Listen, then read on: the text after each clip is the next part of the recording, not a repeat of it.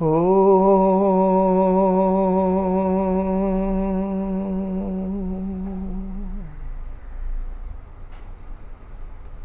सहना ववतु सहनौ भुनक्तु सह वीर्यं करवावहै तेजस्विनावधीतमस्तु मा विद्विषावहै। ॐ शान्ति शान्ति शान्तिः।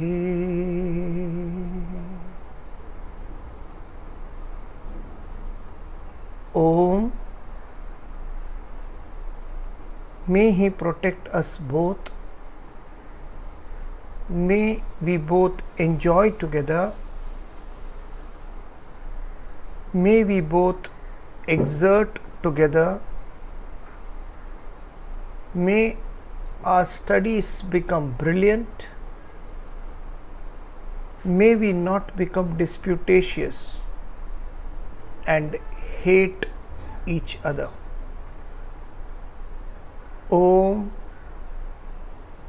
peace, peace, peace.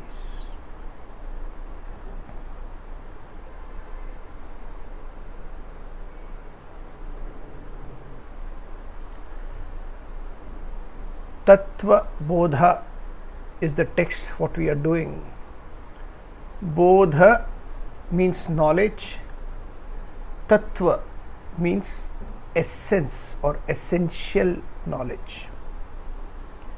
When we use the word Tattva Bodha, especially the essence of knowledge, this knowledge needs to be studied.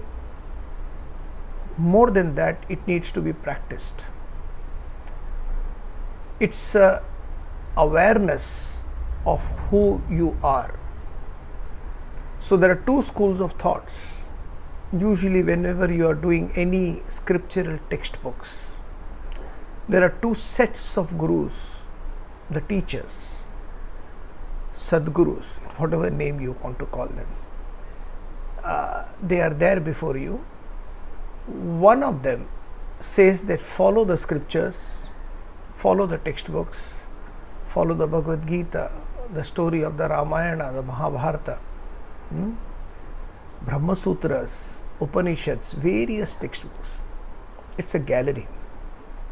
Thousands and thousands of books written by great masters. So you keep on going through those textbooks to find out who you are. The other school of thought says that what I am is a matter of self-discovery. So the more I keep silent within myself, I don't need to read so much, to study so much, to find out who I am. Because all this noise going on within my head is the biggest impediment. So, with all the noise of relationships, all the noise of how to make money or how to lose money in business, all the noise of what's happening in the political scene with the government, with this country, with that country, volcanoes spewing lava somewhere, with all these various informations, as it is, my brain is like a junkyard. Over and above this, one more junk of studies, the responsibilities of studies to find out who you are. It's a matter of self-discovery. So give up everything. Whatever way you choose, you need to find out who you are. That is the reason Bodha here doesn't necessarily mean only knowledge. Bodha here means starting with the knowledge. First of all, mind is so involved that I don't know what it is. We'll continue, we'll come to that very soon. So it's so involved with everything else that it really doesn't know who it is or what's happening around. So to understand the knowledge from the textbooks given by great masters, where they were in a path of self-discovery. So introduction towards that, and then slowly start understanding ourselves, assimilating that knowledge, and ticking one of the columns which we have made, saying, yeah, this is it, correct. Like Ramana Maharishi, the great master, when he studied the Upanishads, then he said, this is exactly what I am feeling. This is exactly what I am feeling. So you start ticking up all the columns. This is the matter of self-discovery. Choose whatever path you want. Never put any path down, because what is not applicable perhaps to me may be helpful to some of them outside. So we are not anybody to put anybody down saying that no, this is not the path, this is the only path. The only path comes is where you have self-discipline, where you have a tendency of self-control. So when that attitude comes, you understand what is Tattva Bodha, essence. And once you find out what is the essence, then the world becomes a play.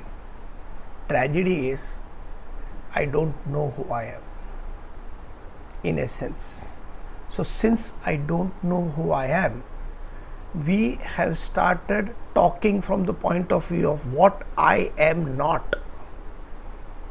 Because knowledge always flows from the known to the unknown. I gave a break deliberately so that I knew that you would repeat it. Knowledge always flows from the known. So what I know myself. A narcissistic personality. Every time keeping on looking in the mirror myself for hours and hours and hours together like this, how good I am, how smart I am, how beautiful I am, and catching selfies everywhere, like children doing, youngsters and teenagers doing. What I know is my physical personality. That's guaranteed. Everybody knows the physical personality. Therefore, the great master Adi Shankaracharya starts talking about what I am and then negating it.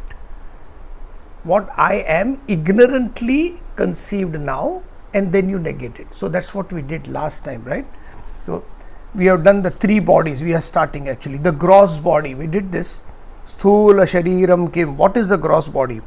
That which is made up of the 5 elements, having gone through the process of Panchikarana. I told you Panchikarana is the bifurcation and diversification of the 5 elements: space, air, fire, water, earth. So when these 5 elements are divided in its proper form and then further subdivided, gross body is formed. Can we experiment it? I don't know. You can try reinventing the wheel. These are theories given saying that since I have not understood I am the self, then I am made up of the 5 elements. And what are the 5 elements made up of? These things. And how do they come up?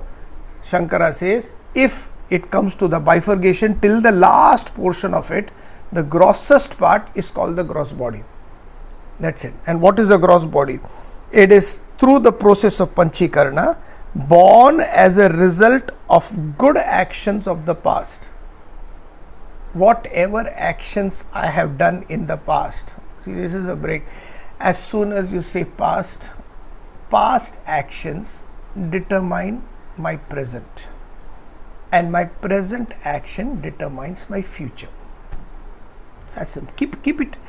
Whenever you want to study Vedanta, keep it in a very simple form, in an assimilable form. Don't try to complicate things.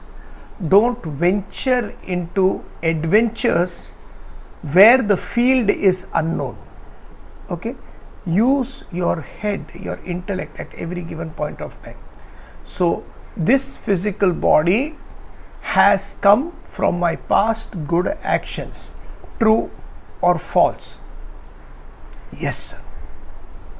In the past, excuse me, in the past, if I have worked out properly, I have exercised my physical body properly, I have whipped it into a good shape. This is what you see before you. If I have been indulgent in my life, eating, drinking whatever is thrown at my system and continuously not doing anything else, no physical exertion, then this is the system, this is the body which you are seeing now. Every time, whatever we are is our past actions. Keep it that way. Now, many people who don't want to get into that, keep it simple. They complicate it by saying, "Acha, past actions means past karma, right, sir?" Yes, past karma. Past karma means, sir, this life or previous life also. Now, how do you know which life? Previous life. Then how many previous lives you have? In the 12th century, I was also there. In the 10th century, in the 1st century also I was there. I remember myself as a caveman running around. What has that information got to do with your life now? The Lord, the great divinity, has created a curtain between episodes, and that curtain is called forgetfulness, apohanam. There is the forgetfulness which is there. You don't remember certain things because you don't want to remember. Maybe they are not important for you. So move on. Don't break those curtains and say what happened. Then what will happen is you will start living a life in the past, not in the present. So past actions, you think about only this life, what you know. Same thing is for my own head, my mind and intellect. So this body is brought up by past, some good actions I have done for which I got this body. A perfect set of eyes, hands, legs, a normal physical body is gracious by the God, is graced by God, God or that providence, whatever you call, whichever God. So that attitude is saying that thank you for this body. And since this body is there, I understand what to do with it. It is given for me for a purpose. And that purpose we'll go through it. So good action, result of good action of the past, the seat of experiences of joy, sorrow, etc. With the body only we experience the world. So pleasure and pain, joy and sorrow, honor, dishonor, everything is experienced by this cover. And what does it do? It goes through 6 modifications. 1, potentially exist in the womb. There is a potential that a child can be born in the womb. 2nd, to be born. 3rd, to grow, to mature, to decay, and to die. That is sthula shariram, that is the gross body. Okay, so gross body ka importance utna hi hai. The main thing about the gross body is it is very important. I need the gross body to transact with the world and its worldly experiences every time. It is a beautiful vehicle which takes me from place A to place B, which is important. It is the one which is going to take me towards a journey where I am supposedly supposed to realize the self, to understand what my essential nature or essential being is. To understand that, throughout the period of time, I need a physical body. Take care of it. Take care of a physical body just as you take care of a vehicle. Shine it, service it. When the vehicle falls apart, take care of it. Don't just junk away saying this is the physical body, it really doesn't matter, jiye ya mare. It's all nonsense. Don't get into that. We need this physical body to do certain things in the world, whatever that certain things according to your own goals and ideologies, but we need this physical body, and this is given by some providence. Why not make use of it? Somebody gives you a gift, of a juicer, and they say, sir, this is this is for you, I just got a juicer. Now juicer, you know it is there and you have kept it like that. Why don't you make some juice? What is it called nowadays? Smoothie. Why don't you make something healthy and have it, rather than keeping it and saying it really doesn't matter? Why should you pamper the gross body? Be careful of using terms which doesn't make sense. You don't need to pamper the gross body, but you need to sustain it. Understanding in and through all these changes are going to happen. It will be born, it will grow, it will mature, it will have a disease, it will decay and eventually die. In and through all that, can't we have some quality of life? As it is 4 days of living, in that also we try to find faults, we try to find fights. We can't be happy. It's like our teacher used to say beautifully, it's an art of being miserable. It's an art. Not everybody can be miserable. You need to have a particular set of mind to sit in a sofa with every facilities around, with AC going on, with everything happening, with crores of rupees, and yet to remain agitated. It takes a special talent. To art of being miserable. Sabke bas ki baat nahi hai. You understand? So why to get it? Just take care of the physical body, and then we'll explain how to go about it. So this is the physical body. The three bodies. Gross body is very, very easy to understand. Take care of it. Don't chuck it. It is going to take you places. 100 years, Shatagu Samaha, says the Upanishads. In one of the invocations, you have to live 100 years. 100 years, Baba re Baba, 80, 70 max. Youngsters, you ask them 20, 30, they say, at 45 I am going to retire. One of the masters said, old age is a privilege. Not everybody gets to live it. It's a beautiful golden, why it's called a golden age is for a reason. Because the world doesn't want you. You don't have any duties and responsibilities. People who are there with you are either people whom you love now and they are still existing, or they have passed on. No responsibilities on the head. Nothing to do with the children, with the grandchildren, nothing. You are free to do whatever you want to do, at least for that time, to experience the freedom after 75, 80, 90, 100. Have a good physical body so that you can enjoy life. At least that. Maintain the physical body. Next verse will do. Now he explains the subtle body. Sukshma Shariram. Subtle body. Gross body, what you can see. Subtle body, that body which governs the gross body, which you can't see. Subtle body is as simple as that. Okay. So subtle means which it's too subtle to be seen by perception, so I don't know what to go about it. Okay. So the subtle body, Sukshma Shariram Kim. What is subtle body? Subtle body, that which is made up of the 5 great elements, which has not gone through Panchikarna. The 5 great elements which has not gone through Panchikarna, born, so not gone through Panchikarna, now they are not divided. The base of the whole thing is after division again and again the gross body is formed. When these elements are not divided like that, then it is formed the subtle body. That's all. Don't try to get into it, because again what will happen is you will become a pandit. Okay, these are all theories given by Shankara to explain how creation is formed.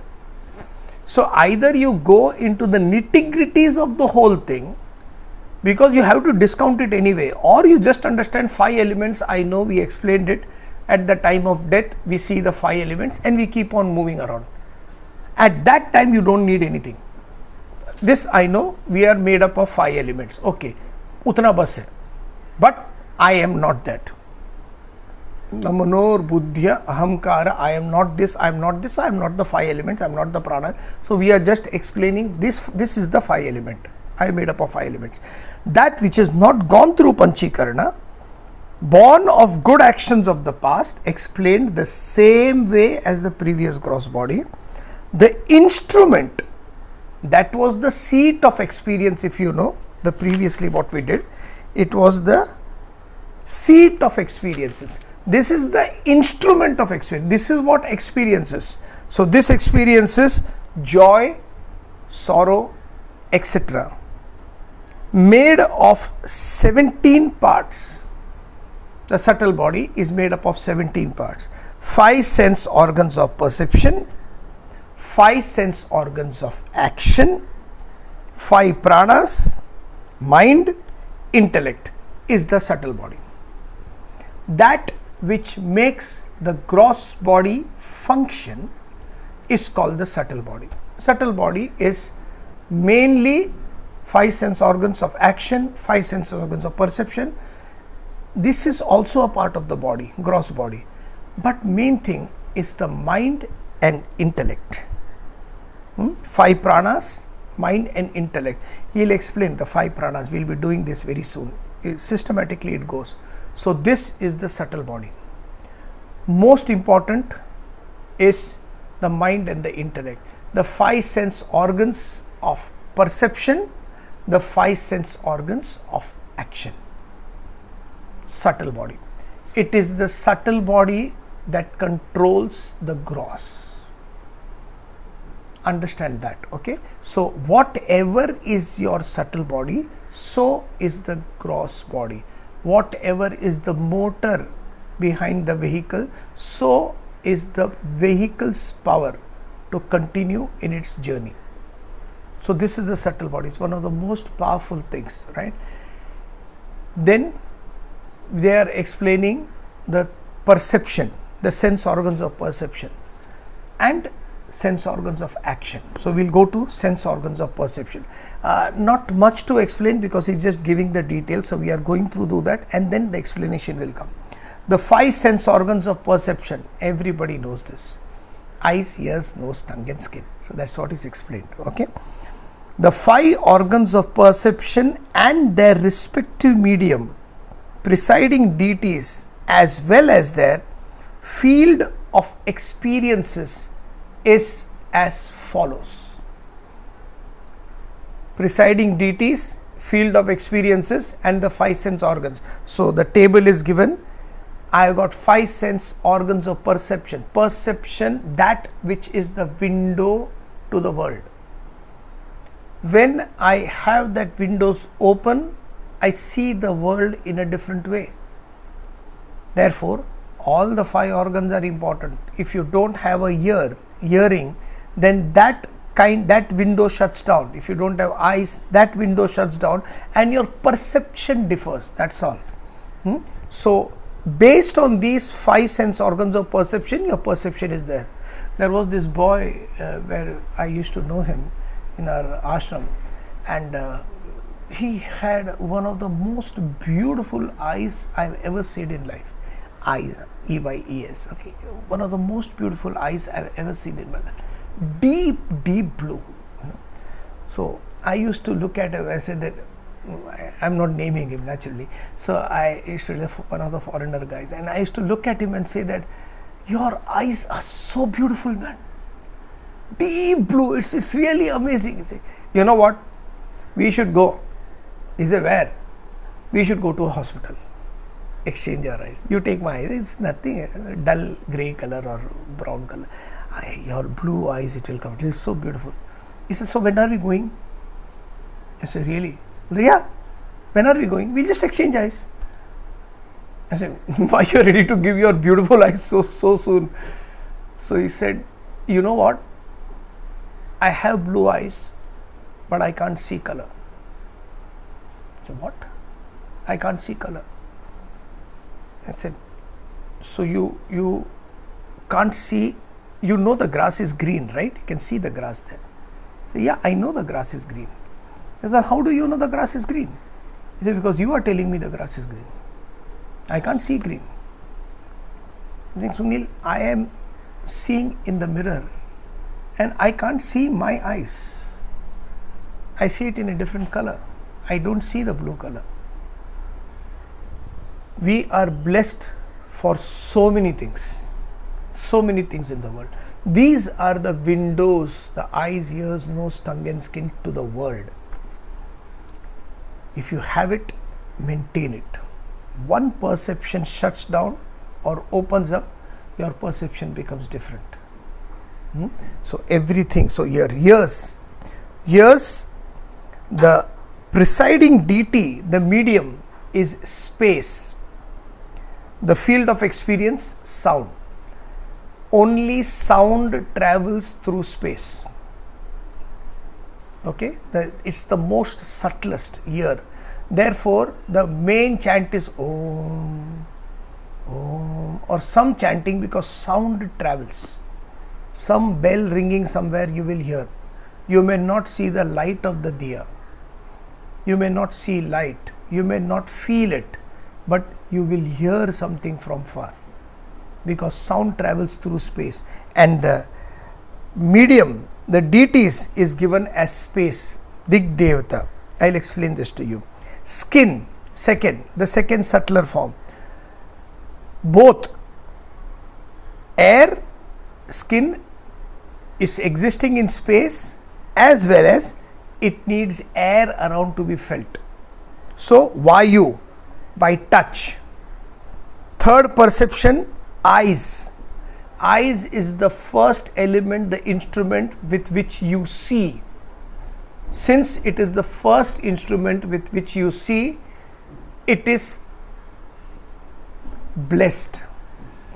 There are a lot of idols which are made, like fire. We worship fire in every religion. Why? Because it is the first element you see. So fire, eyes, Surya, sun. Form and color starts. As soon as the eyes are there, you start seeing forms and colors. World is different. There was this old movie where this director was shooting something in the previous movie, and he got hurt. He got very badly hurt, and he literally lost his eyes. Okay, he had to go through an operation, I think so, for a week or two, I don't know how much. And then after operating, when the eyes were closed, he got operated, he opened up and he saw the colors. The realization of where you are only comes when you are deprived of it. The realization of a relationship usually comes when the person is not there in life. Till then, all continuously grumbling around. So that person opened the eyes after a few months and saw color, and that's where he made that, I think so, Navrang was the movie, full of colors. So at every given point of time, you have to see the blessing of what you have. I don't need to lose something to understand the importance of it. You value everything, each and every breath. Whatever a personality is going through, that personality knows what it means to fight for each and every breath. There are people in hospital who can't breathe properly. They need the oxygen cylinder to just breathe. They have asthma, they don't know how to breathe, or it doesn't come naturally to them. So the very fact I can be breathing itself is a big gift. I can see still, it's a great gift. I can taste, I can smell. Every aspect of our life is a gift. I'll tell you where. So then tongue, taste, Varuna, water, and then nose, smells, earth. When the earth is there, you smell. That is the reason when it rains, people say that, oh my God, I love that smell. You know, in Hindi it is called Sondi Hui Khushbu, that sand ka, mud fragrance. All these 5 elements have come together in this organs of perception and created this beautiful world. And all these, whether it is perception or the object of its experience, all of them are blessing in disguise. All of them are blessing in disguise. So the 5 sense organs of perception is given mediums, and these mediums are called Dig Devata. Devata means lords. I told you, Hinduism is based on certain aspects of life. One of the aspects, what it is, I just got a question, so I am seeing that. Can you clarify between Hinduism and Hindutva? So this is a question I got. I was waiting for this.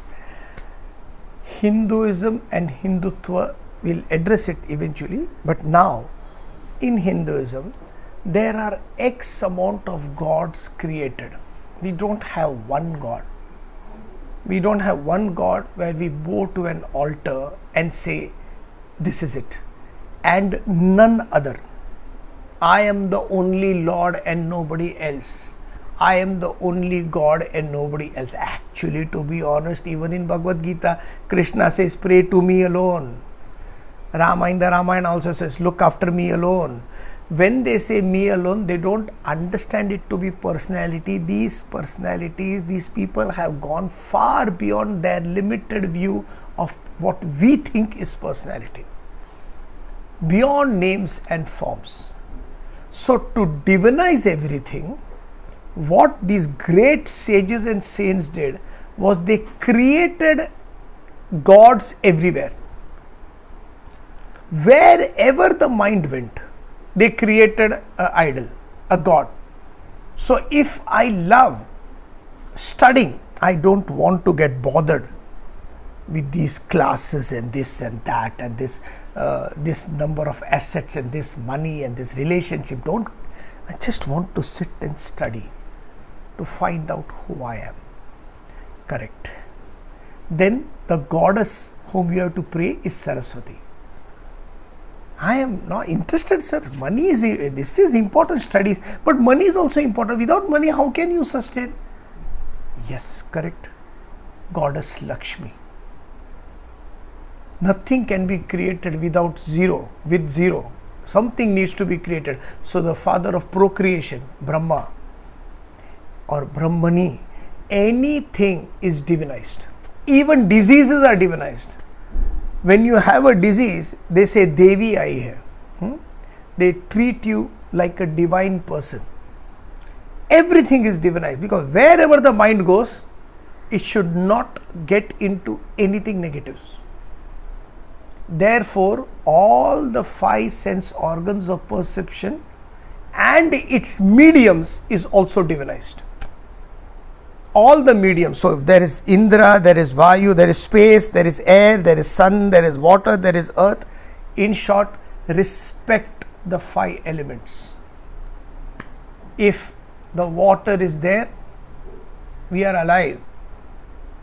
It's a gift. Find out sometime, go to National Geography or Discovery or something and find out how much fresh water is available to the whole generation. The very fact water is there is a gift. The very fact space is there is a gift. The very fact air is there, reasonably pure, is a gift. This is what Hinduism did. So I'll take the Hinduism and the Hindutva class at the last 5 minutes, so don't leave. Okay. So this is the organs of perception, my windows to the world. One weakness of any one organ and I will be demolished. One weakness of any one organ by the same saint, said saint Adi Shankaracharya in his book Viveka Chudamani. One weakness of any one organ, you will be finished. So one weakness of eyes, he gives the example of a moth. It goes into the light, singes itself, seeing that other moths are also destroying itself. It sees the whole thing, and yet it can't stop itself. It has to go. And destroy itself. Another weakness, he says, is a weakness for taste. The fish can go on consuming until it can die. It will die of eating. Only one more species can do that, and that is human being. They can bloat and keep on dying. And how long is the system going to take junk inside? How long? Someday something will happen. So we also can do that same thing. Overeating is there only in fishes and human being. I don't even know whether fishes is certain, but human being pakka 100%. So that weakness for taste, weakness for hearing. A deer is hunted by a lion because it doesn't know from where the roar is coming, and it runs panicking, and in that state of panicking it is seen and it is hunted by the hunters or the lion. Weakness for nose, good smell, and it keeps on going. The honeybee, it smells, it goes inside and is trapped with the pitcher plant or the lotus flower. It just traps and then it is digested, finished. Weakness for eyes, weakness for nose, weakness for tongue, weakness for hair, weakness of skin. An elephant gets caught and then it's domesticated for life. It loses its freedom. Weakness for skin. Any one weakness is enough for any one insect to give its life up. Whether it is a fish, whether it is a deer, whether it is a moth, whether it is a bee, or whether it is an elephant. And then the great master says, how many weaknesses do we have? Calculate. Do we have weakness for eyes? Continuously watching. One serial after another, one movie after another, constantly looking.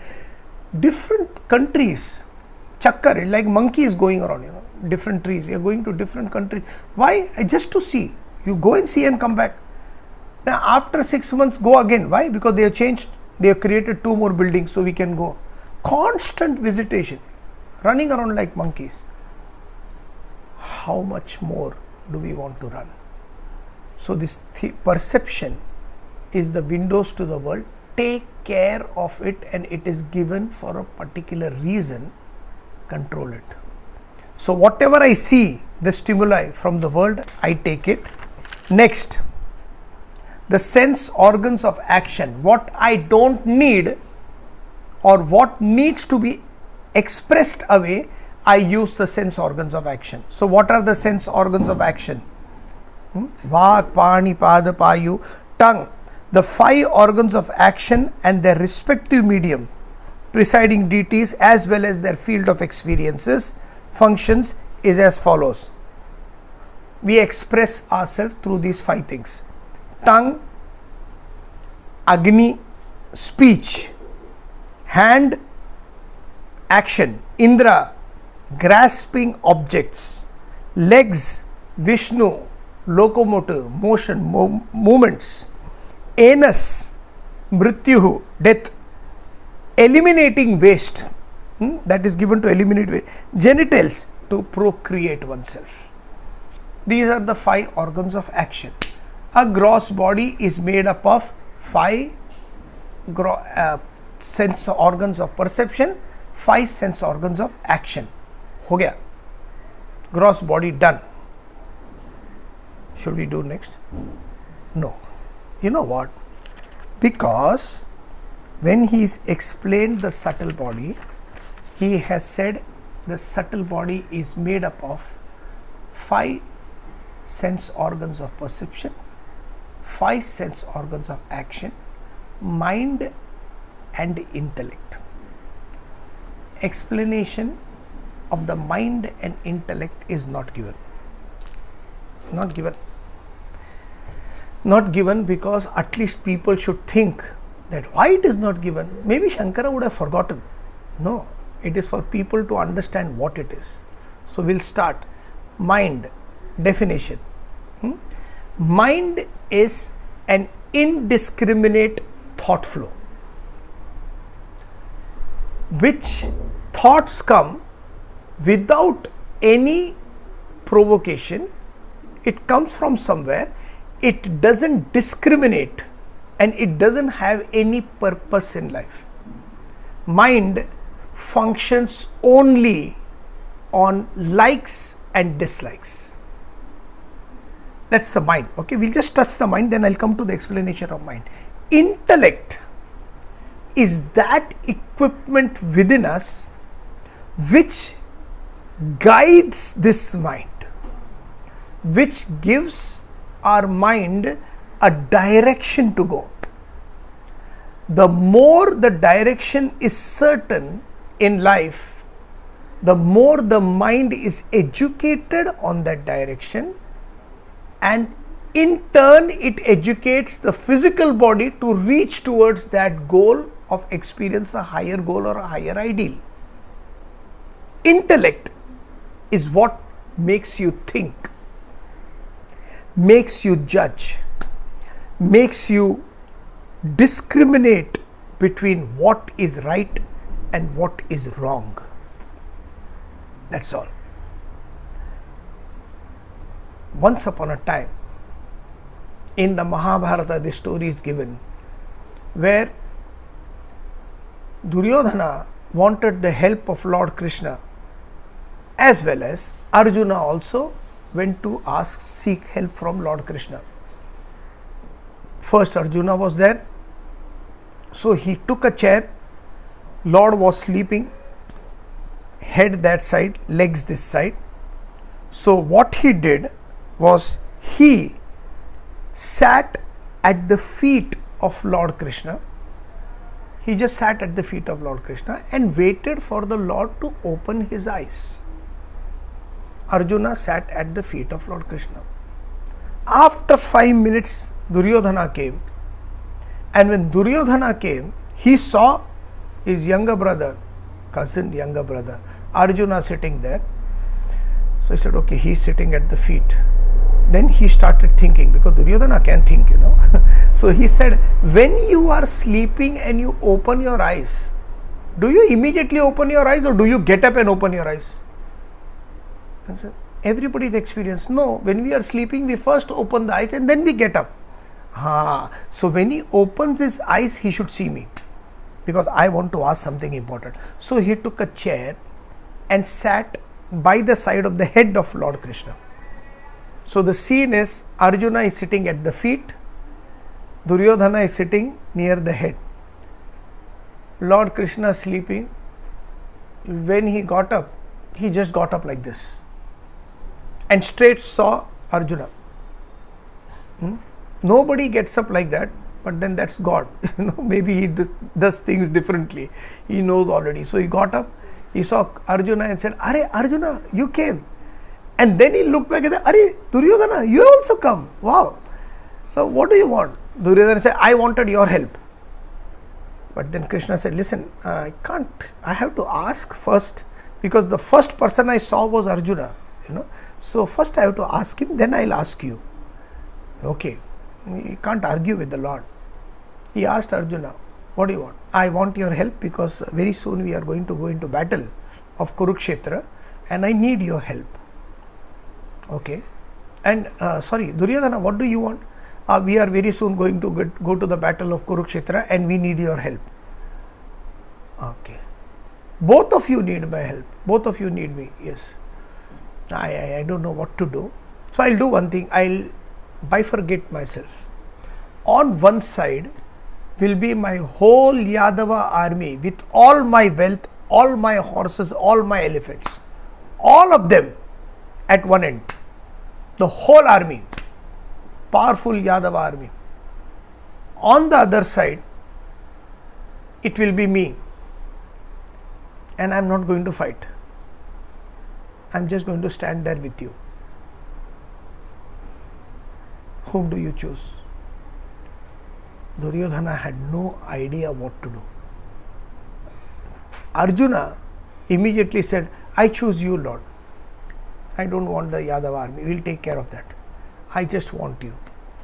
Duryodhana was so happy. He's saying, Are Krishna not doing anything, not participating in the war is as good as useless. So his whole army I am getting. He said, then the first and the only time he agreed with Arjuna, a Pandava, he said, anyway, whatever my younger brother says, since he's decided, I will take the army, chalo, And Krishna says, all right. And Duryodhana comes out. He comes out dancing literally. I can't dance here, otherwise I would have shown you some dance moves. He comes dancing and jumping with joy towards the palace. Shakuni is there standing near the gallery, and he looks down and he sees Duryodhana jumping with joy and coming. Shakuni is happy. Yes, he went with a purpose to have Krishna, and we got it. He says, so Krishna is fighting with us? He said, no, Krishna is not fighting, but that doesn't matter. We have got the whole Yadava army. He said, excuse me, come again. So no, see what happened was Arjuna was also there, at that time. So Krishna said, either it is me alone not doing anything on one side and the whole entire Yadava army. And you know what that foolish Arjuna did? He chose Krishna. Only had that one person. I chose. So we got the whole army. We are going to win. Shakuni put his hand down on the head and said, boss, we are going to lose. Duryodhana did not understand. He said, we have got all the weaponry. We have got everything. He said, yeah, but we have lost him. Then Shakuni teaches Duryodhana, the most dangerous person in the world is a person who thinks. A person who can think, who has a sharp intellect, can solve all the problems of the world, because his thinking is extremely clear what needs to be done and what need not be done in life. So this example of Krishna being alone, and that's what happened at the end of the day. If it was not for Krishna, it would not have been won. The war would not have been won. He helped in each and every aspect of the war without lifting a finger. Just guidance. This is the right way to go about it. This is the wrong way. And not only guidance, Krishna is guiding. The Granthas are always guiding. Where is the surrender? No, but there are so many people who come to ask advice. Some advice or the other they ask, because we know a little bit about the Shastra. Sir, what do you think about? And when we give the advice, say, yeah, sir, but you know what that person said. But then go to that person. There is no surrender. There is no surrender. Nobody says that this is, and do it. As soon as it is said, do it. Analyze yourself and do it. Don't do it blindly. Analyze yourself and do it. So when you do that, you come to a different level. If you don't do that, if you are not a thinking person, then the mind completely takes over. And once a thought comes in the mind, it finishes you off. It finishes anybody off. That's the power of mind. Each and every thought is dangerous because it is not directed to a particular cause, to a particular direction, for a particular purpose. It's a stray mind. It can destroy cities. It can finish off things. There is this beautiful example in National Geography. I told you I see a lot of National Geography and all, because some of the examples from this animal world is just shocking. There is a snail which is actually called a zombie snail. And this zombie snail, what happens is, it feeds on anything. So while it is gliding slowly, it feeds on a bird's dropping. So it feeds on the bird's dropping, and in that bird's dropping is a particular parasite. I don't know the technical name, it's a pretty big name. So, and the parasite goes into the system of the snail. The snail does not even know, it's just traveling. And then slowly, the parasite is a tapeworm, and it starts growing. And as it starts growing, it enters the snake's head and its eye, and it makes a bulge in the eye. So it can't see anything, the eyes are bulged out completely. Usually the snail's eyes are something which it can retrace, but now it can't retrace because it's full parasite inside. And what that parasite does is, it changes the complete perception of the snake. The snails usually don't come out at daytime because the sun takes away the moisture from their body. So it uses the night time to come. But this snail, which is called the zombie snail, because of this attitude, the parasite has taken over so much that it loses its sense of perception, sense of direction of what is day and what is night. So it goes out in the day. The snail doesn't want to go. The parasite which is there inside takes the snail to the highest point of the branch, and it is completely lit up. You go to that Discovery Channel and see it sometimes. It's very interesting. The whole thing is parasite. It's lit up like a caterpillar, whole eyes, and that to attract the bird. The bird comes, eats the snail, again the parasite goes into the system, again it goes into, this is the life cycle of the parasite. Now what is the example why I am giving you this is, the taking over of the parasite, which is negligible, can't be seen with an open eye, the whole personality of the snail. One thought, one misguided, misjudged thought can destroy you. One thought is enough. I am going to do this. That's enough. Finished. You're gone. One anger, one thought. Othello got destroyed because he had that one thought. And that one thought was, I think my wife is having an affair, Desdemona is having an affair with my best friend Cassio. How does he know that? Because the person who was evil, Iago, who wanted to exact some revenge on Othello, said it. His wife, whom he loved too much, his best friend from life, from childhood, both of them are on the ship, and Othello is the captain, so he's standing on the deck and standing on the engine room, and he can see the deck before him.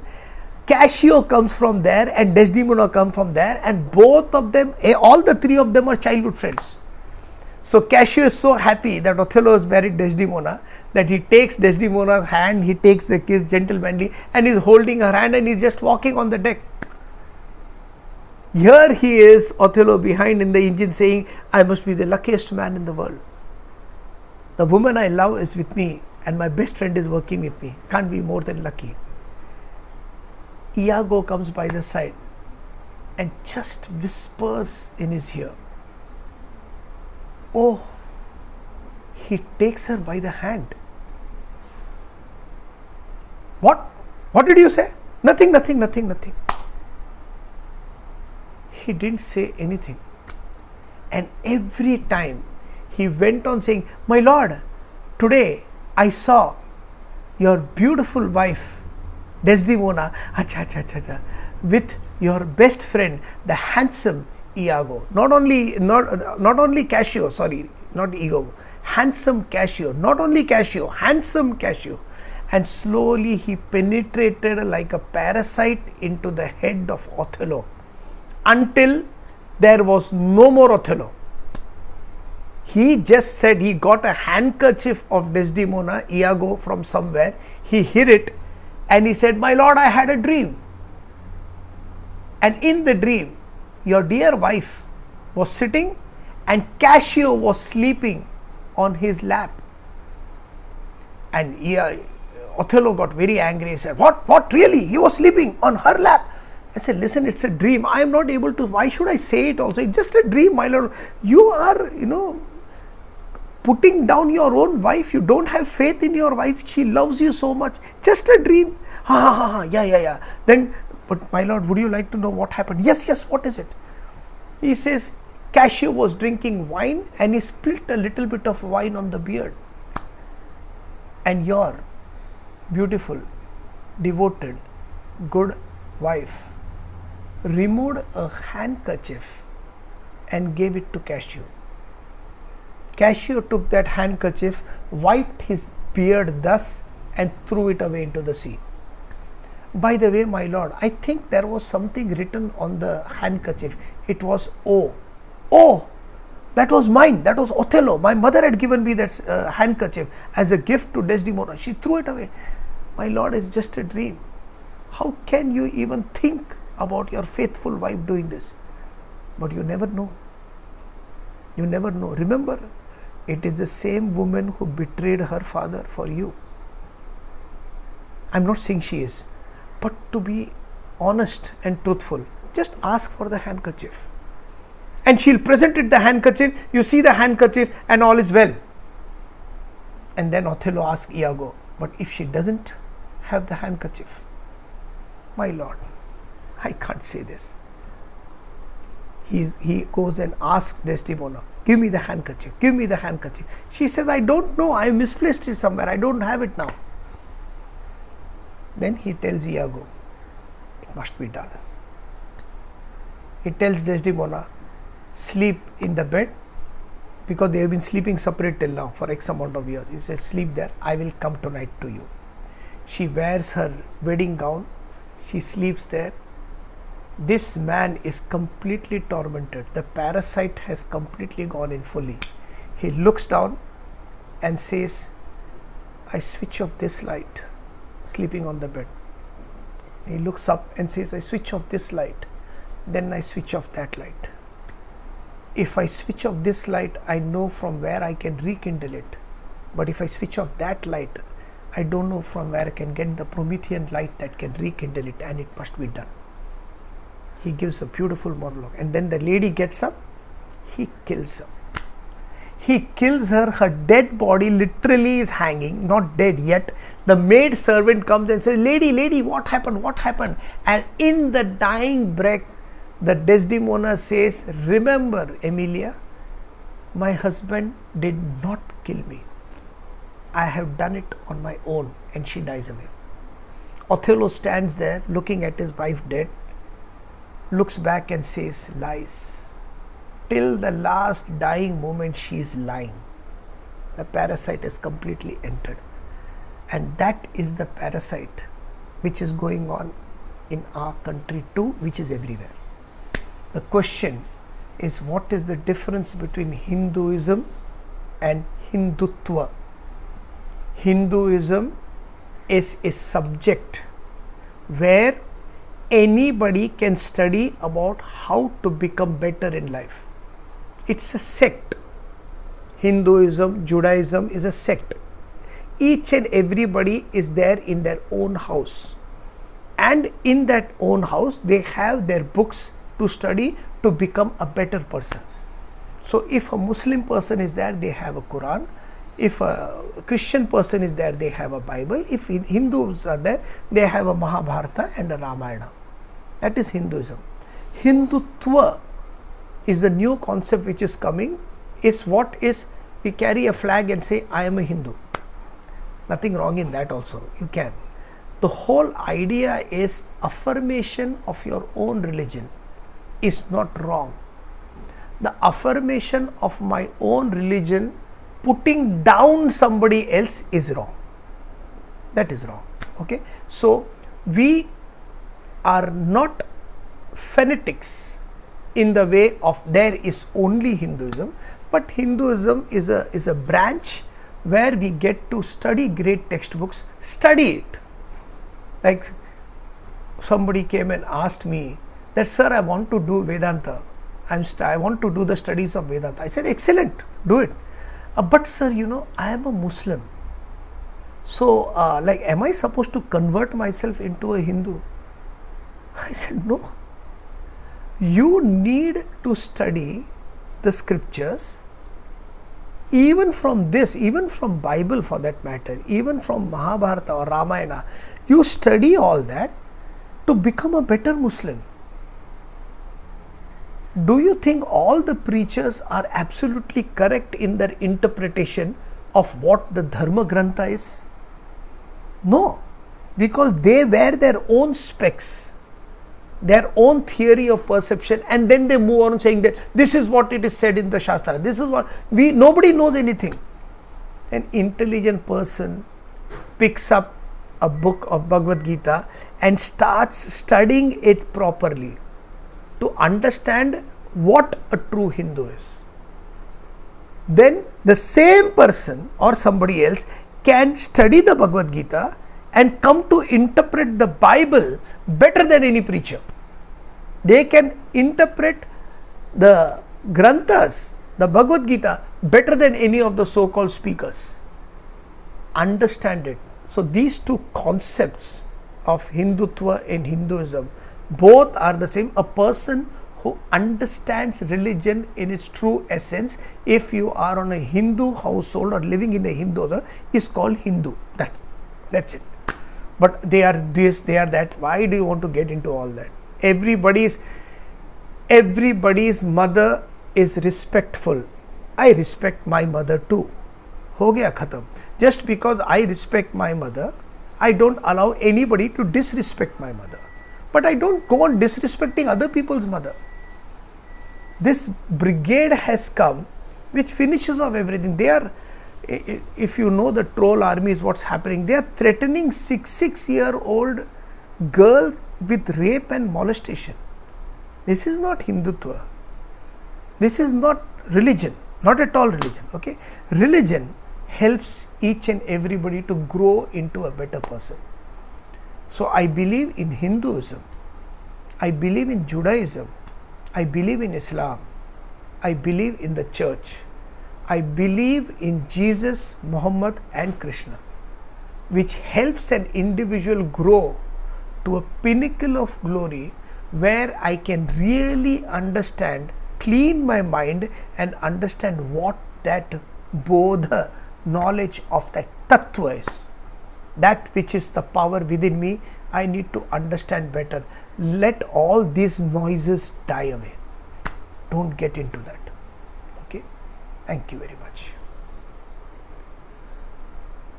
Oh.